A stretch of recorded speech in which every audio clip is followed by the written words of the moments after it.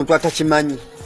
Tewali mu entertainment atamanyi. Tewali muntu atakimanyi nti nze nali Billy wa Sami.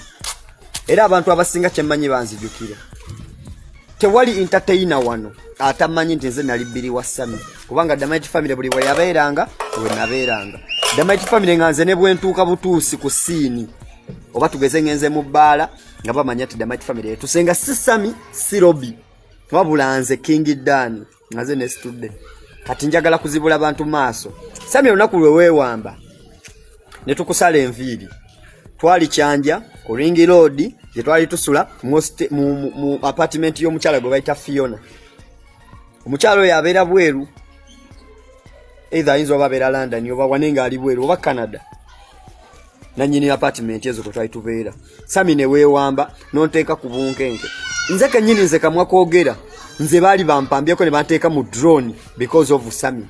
Batukwata ne musika pale kudde abaniba erina muŋoona nga batubanja Sami.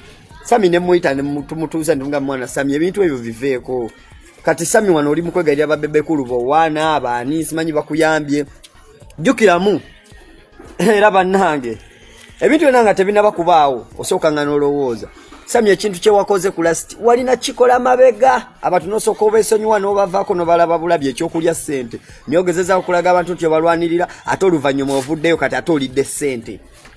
Sami General Emikatabazi yakuyitako mu ofiisi akuwe ssente kapale yakutwala n'omulabisa n'omutunuza mu kamera n'omulabisa n'omugamba n'oyogera ebigambo byali bingi n'owaŋŋanguka kukuwaŋŋanguka ogende. Bwe twali tusula e Najera bwe wakomawo okuva e Nairobi ne tusula e Najera ku hotero waliwo hotero awo gye wali osulamu simanyi bagiyita ani njerabidde wankubira ne kusisinkana awo ekiwatule ng'okkirira ng'ogenda totuukanga ku Nexus yali Nexus Launch waliwo awo wokyama munda waliwo hotero eriko ne swimming pool yali ya mitwalo agaaga. Kale bannange owulira obutalowooza yasulanga mu hoteri buli lunaku ya mitwalo agaaga nga tekuliko kulya tekuliko ki wabula emitwalo agaaga hotero just olunaku lumu. Awo twabeerawo emyezi ng'egi nze ne Sami kamwa koogera. Kacumbali najja oyo Kacumbali TV oyo Gaya anjulira yajja n'akwata interview Sami ne Robbie nga we tubeera.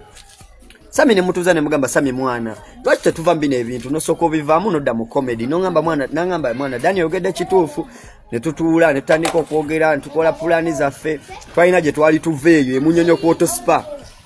By then Muhanji yali akyusiza comedy show nga comedy show yageze ku ebbala bagiyita X-Hub eri kiwatule oba kiwatulo bannagera X-Hub munnange.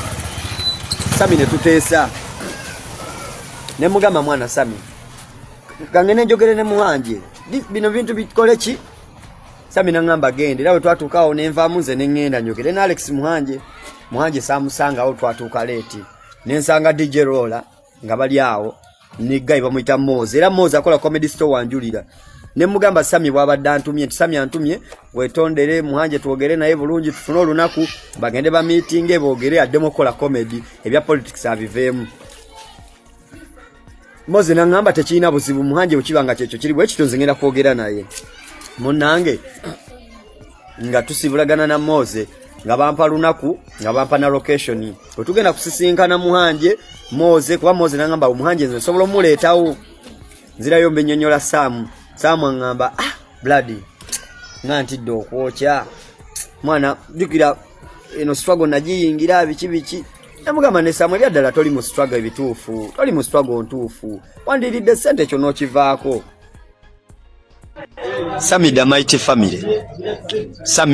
Family mu bantu abasinga okumanya wano mu bantu abasinga okumanya ndowooza King Dan nze namba egi nze namba emu.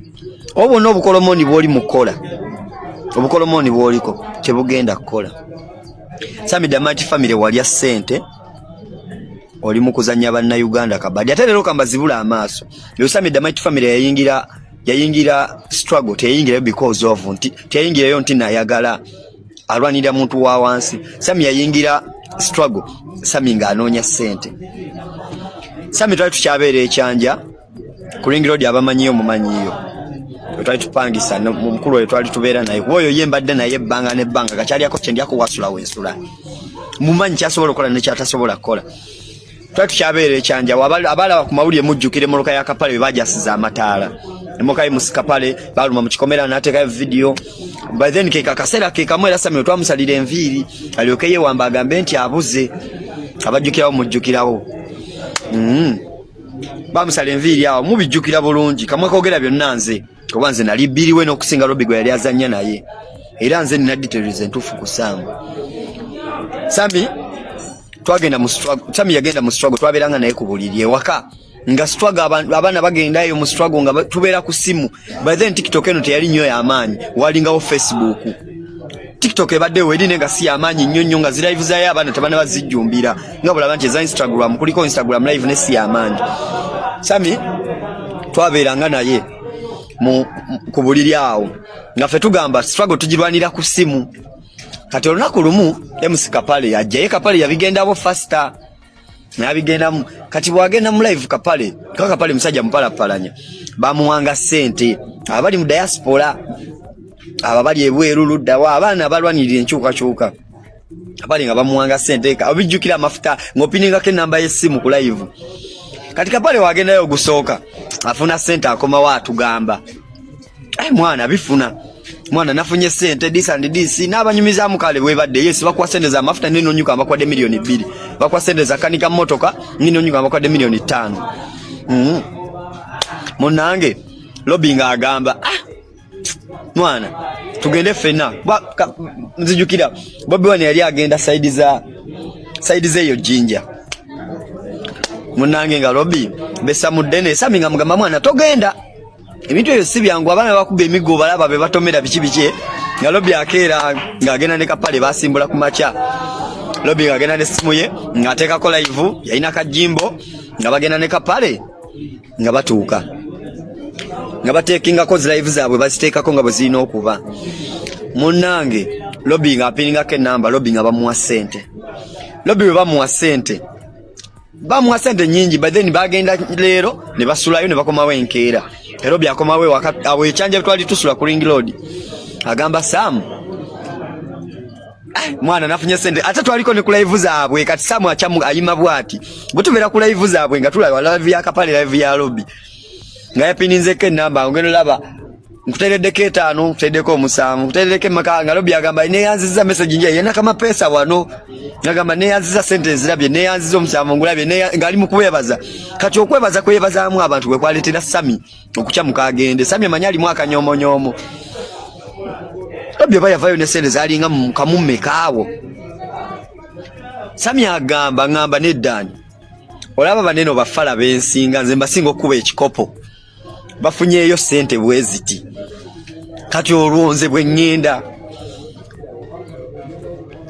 nze mu backing nga mugamba Sami omanyi osobola genda naye si byangu naye nga Sami ayingira struggle Sami nga agenda Sami we agenda Sami yagenda lwa sente Sami nga akuba ekikopo lwa sente Sami nga afuna sente ngatandika okugatta kasabira abantu biri mu sente bya struggle era zo campaign zamukola bubi nnyo okugwa ezo zokugenda abantu za live kwa yali afunyeyo sente nyingi nze Sami gomulundi gwange banga nabeera naye emyaka gye nabeera ne Sami gomulundi gwa gwasooka Sami ne mukwera ne mugamba enjale numa nampe emitwala 2 enjale numa ne mukubira misana bwana lisina sente byaddala yandeke waka nga sina sente ndi staka mujukya by then wali ukaloko down era kachalo tekanagwawo ngebivulu tebinatandika twali tulya ku comedy uyu Sami yali good comedian munange Sami nga mukwira mugamba blood enjale numa sina sente yanpe emitwala aga yantaka emigaga yali agendo lya emmere ye 15 bakanana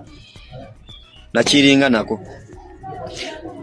Sami yeyo je yajja omukazi oyo gwe mulaba oyo mukazi wa Sami teyajja mulamu bwa Sami tino yali amwagala yajja mulamu bwa Sami because ye alina byali abala era oyo mukazi simanyi bamuyitani oyo simanyi oyo musawo simanyi ani oyo ali eyebweru teyajja mulamu bwa Sami yajja mulamu bwa Sami because Sami yali star nga gwa ino yisizaamu ekike